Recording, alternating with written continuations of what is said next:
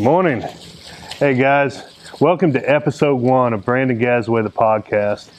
I'm going to take just a few minutes here to kind of line out the vision, let you guys know what this podcast is about, and what we're going to learn and do and hopefully grow together through our process in this. First of all, I just want to take a moment to honor our guru here, guy filming me and putting all this together, Mr. Richard Roy. He is the guru behind all of the coaching platform, the blogs, everything that you see digitally from us. That's Guy doing it.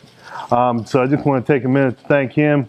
You hear the voice behind the camera interject because what this was really born out of was conversations that Richard and I would have almost on a daily basis when we were driving to work or driving to the gym, realizing that we had these great conversations that would really add value to other people's lives. And so we got together, kind of brainstormed a little bit, and this is going to kind of be the project that came out of those conversations. So it's not a self-help, it's not a development. You guys have read some of my blogs. You'll see I'm big on the hashtag #NoFakeGurus.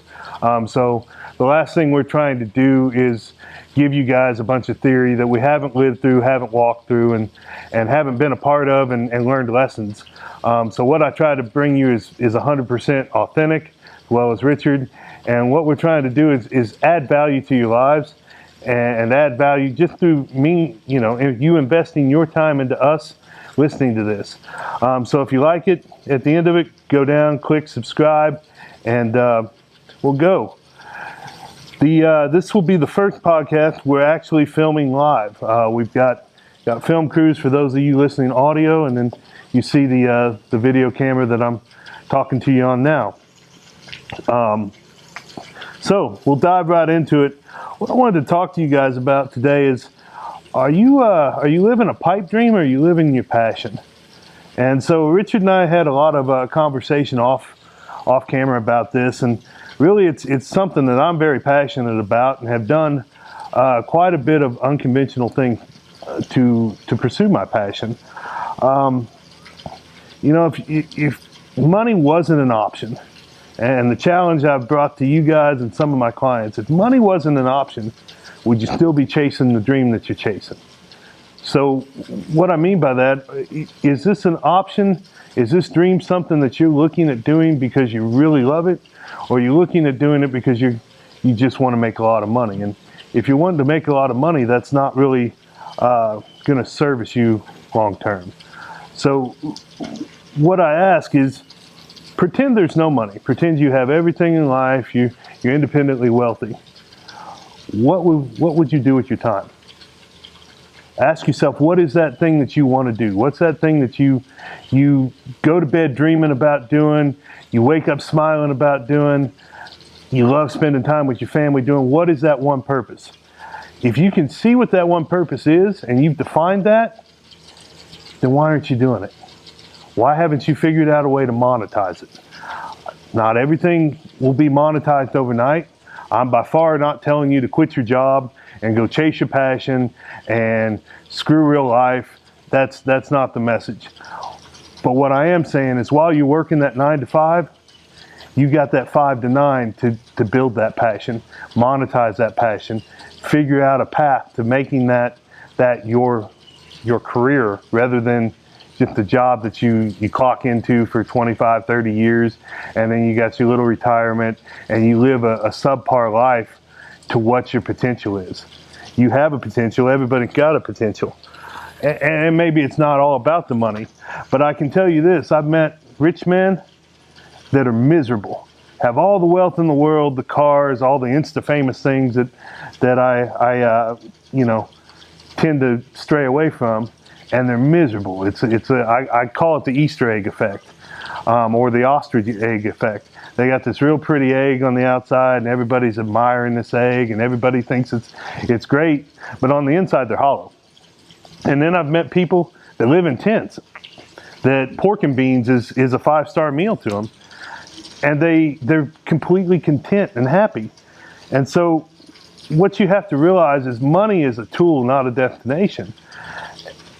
And I mean, Richard, how many people have we met that we hear talk about, you know, when I get rich, when I get this, when the business takes off, when I do this, and that's all they look at. They don't ever really realize the after. They don't think about, well, what comes after that? You know, do I die?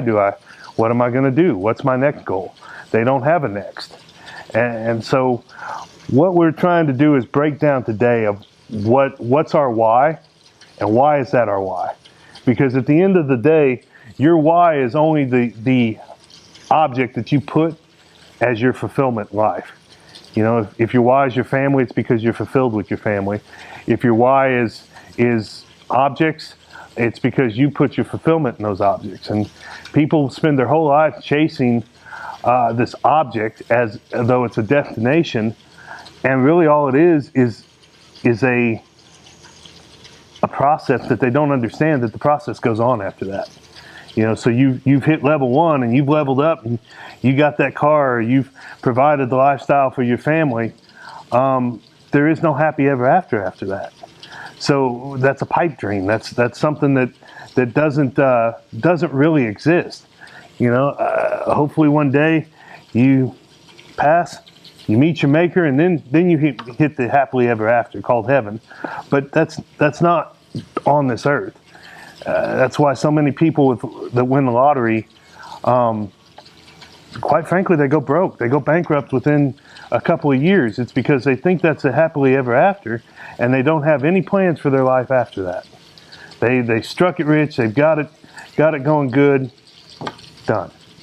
So what? Go ahead. You know, I was gonna interject something. Yeah, absolutely. You know, just recently, I had 2 good friends that passed away within 3 weeks of one another, and so it's kind of given me a little bit of a different perspective. You know, it's awesome to pursue your dreams, but I know my 2 friends that passed away unexpectedly. They had passions and dreams that didn't get fulfilled, and so if your primary passion is to chase money, I think at the end of the day, you know, that's a hollow goal. Well, I mean, how much can you take of it with you? None. You can't. None. I mean, and leaving it behind, if that's the legacy you leave for your family. I know we discussed one of your friends that passed, how great a guy he was, and even looking at the Facebook post when the announcement came out that he passed, people saying how great he was and how much they meant to his life, and those sorts of things. That's legacy. And people don't think in terms of legacy. It's a great buzzword, and you see it, all the fake gurus out there going, I'm building my legacy, I'm building my legacy. But then you see they're never with their family. They're never imparting that time into their kids. And so I challenge a lot of that into what is the legacy. And people think of it as a destination, not a process, not a lifelong process. You'll never reach the destination of your legacy until you pass on. And even after that, that's what your kids, your people that you have in your life, that's your legacy.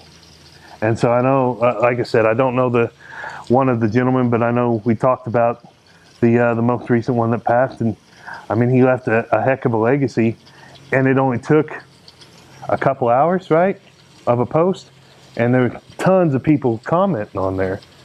Yep. That's legacy.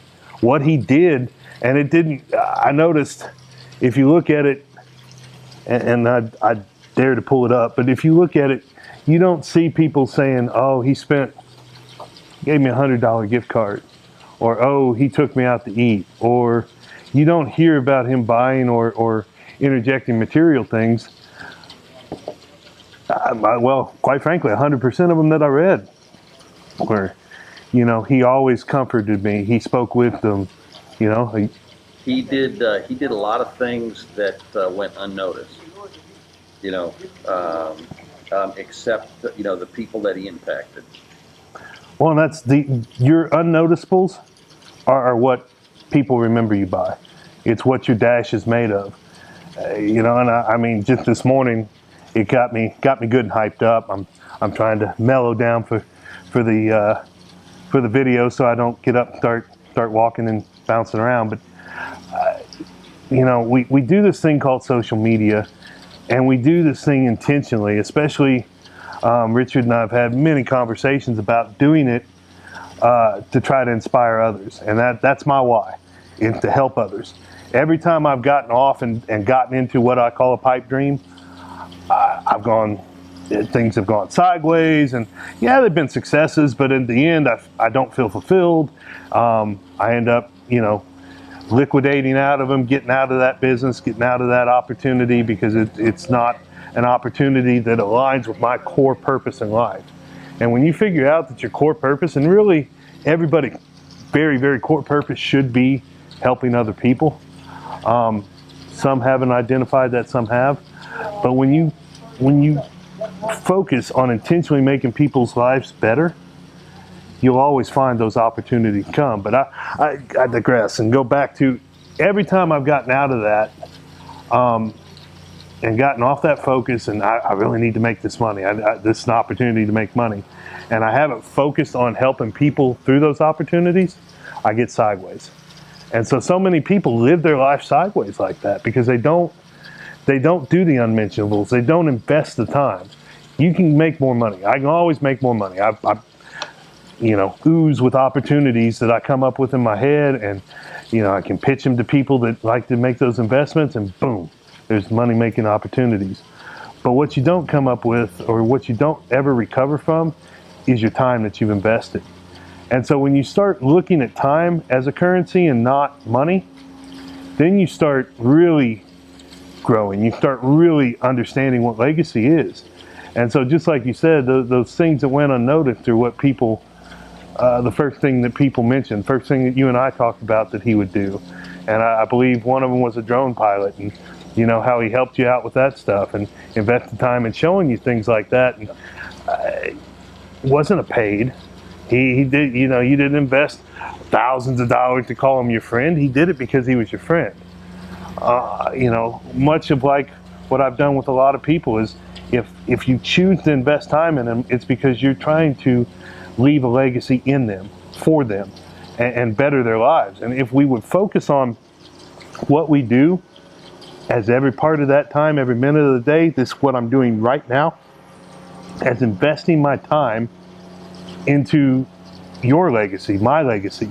I don't get paid for this. This isn't, Richard don't get paid for this. This is us trying to put out value to people to help them. And so I challenge you guys to start thinking about, how do I invest my time? Am I investing more time into Netflix than I am my kids? Am I investing more time into whatever, a hobby, than I am my family? Or am I investing more time into my boss than I am my marriage, my job than I am my marriage? And I'm by no means saying it's wrong or right, but what I'm saying is, look at your list of priorities. Why are they your priorities? Why is that your fulfillment? Is it really fulfilling you? If you go to bed miserable at night and dreading getting up the next day, you're not fulfilled. And I think so many people get caught in that rat race. And for me, I refuse to get caught in that rat race.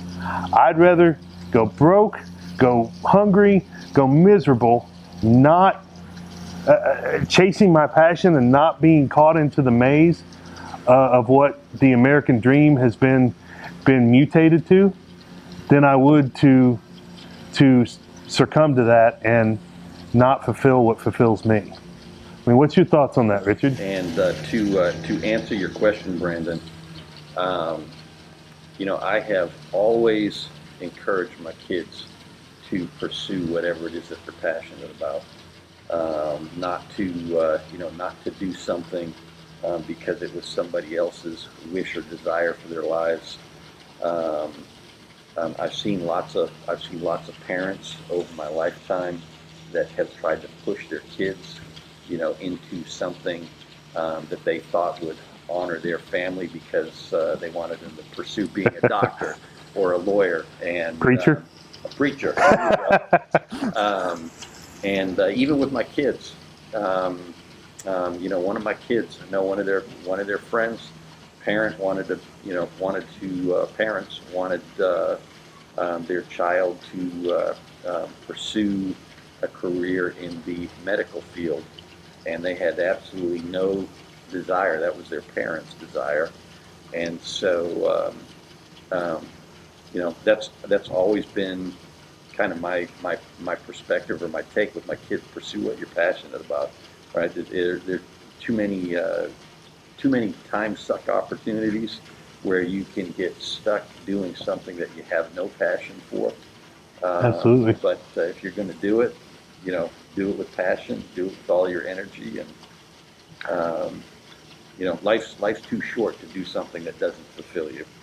Absolutely. And I think that, I mean, shifting gears just a little bit, but sometimes you got to go through the embrace the suck, right? And you've got to do a job because your passion isn't monetized yet. And I was there not too long ago where, sold out of some opportunities I had, liquidated out, and needed to get cash flow going. So I took a little consulting job, and there's nothing wrong with that. Did I like it? No, I hated it. Not because it wasn't a good job. It was a great company. Everything was great about it, but it wasn't what's in my heart. And so what I've had to realize is, though, you have to figure out your passion while you're building that opportunity and you're monetizing it. I look for the opportunity to grow within there, because everything in the natural has a supernatural correlation. And so I can't help people progress in life if I can't understand where they're progressing from. And so, taking this, I worked with a lot of guys that were ex-convicts, had some issues legally, morally, rough backgrounds. And so understanding that those guys were just happy to have a job that paid over minimum wage. I had come from a different mindset.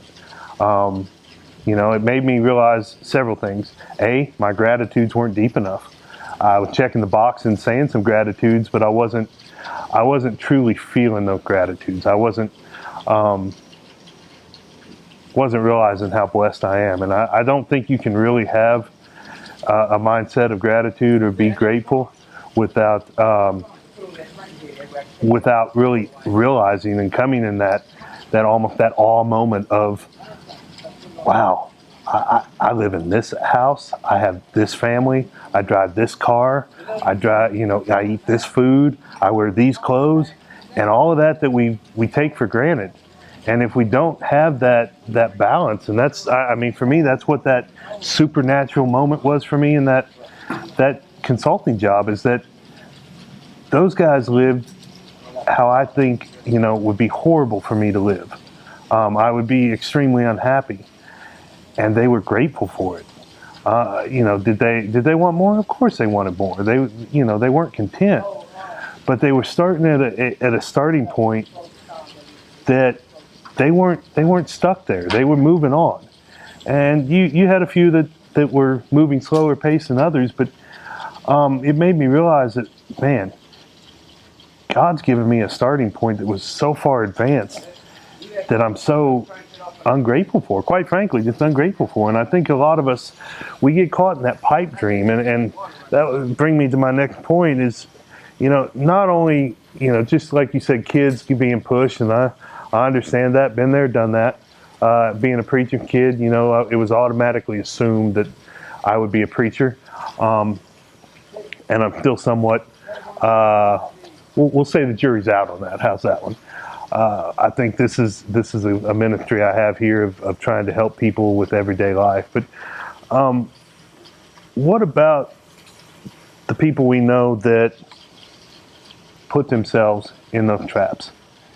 And you and I were just talking earlier today about a friend of ours that has put himself in that position, right, of his lifestyle, his alignments, everything is draining on him, straight draining. There's no fulfillment there. And I know, Richard, you're a lot like me. We can sense that about people. We sense that about each other.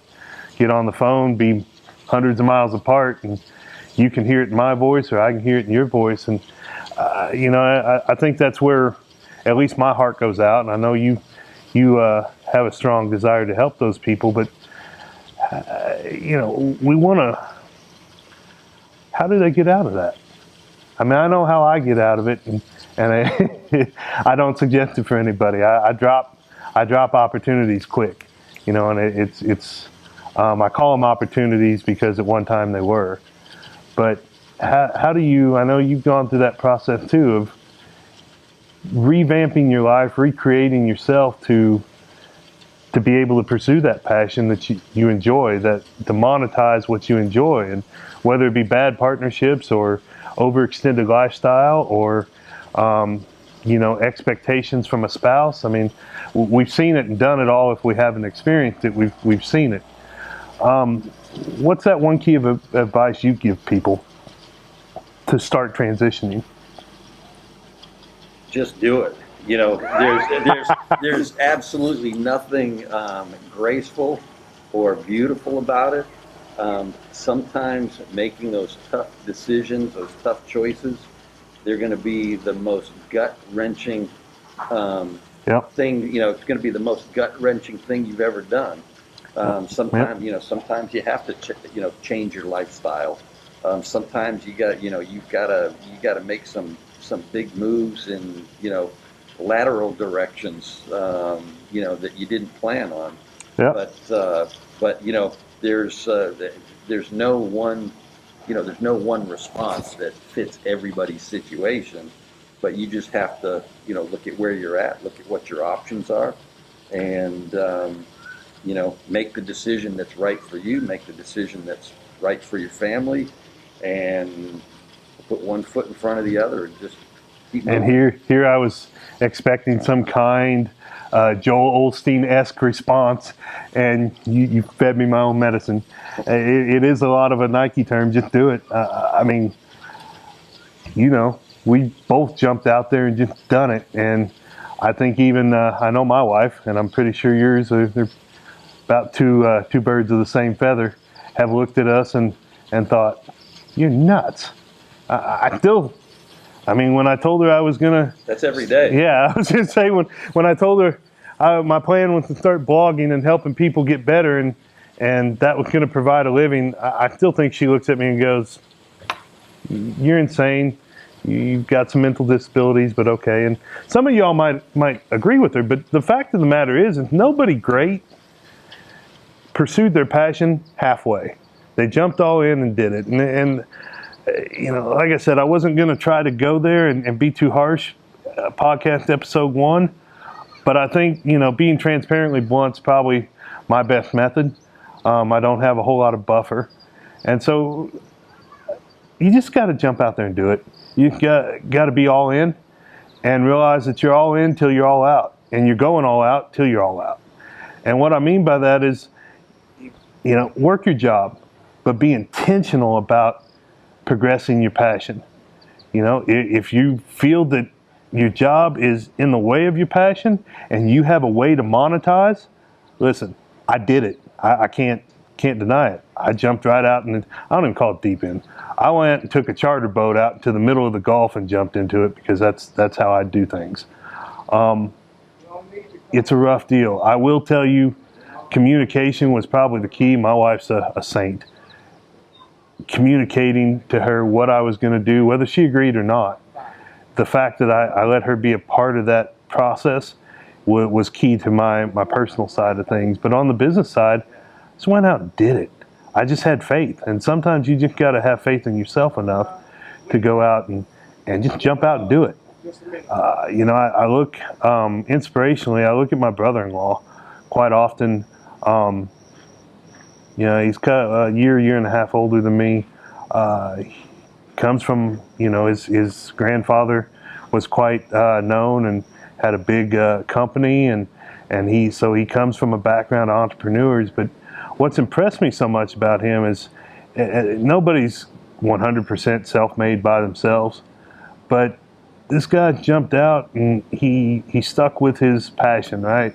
And I watched it. I watched him struggle. I watched my sister-in-law and my nieces and nephew and all of them go through struggles, and impressed the heck out of me because, you know, my sister-in-law stuck tooth and nail, biggest supporter, no pom-poms, literally, but figuratively had pom-pom just blind trust in her spouse.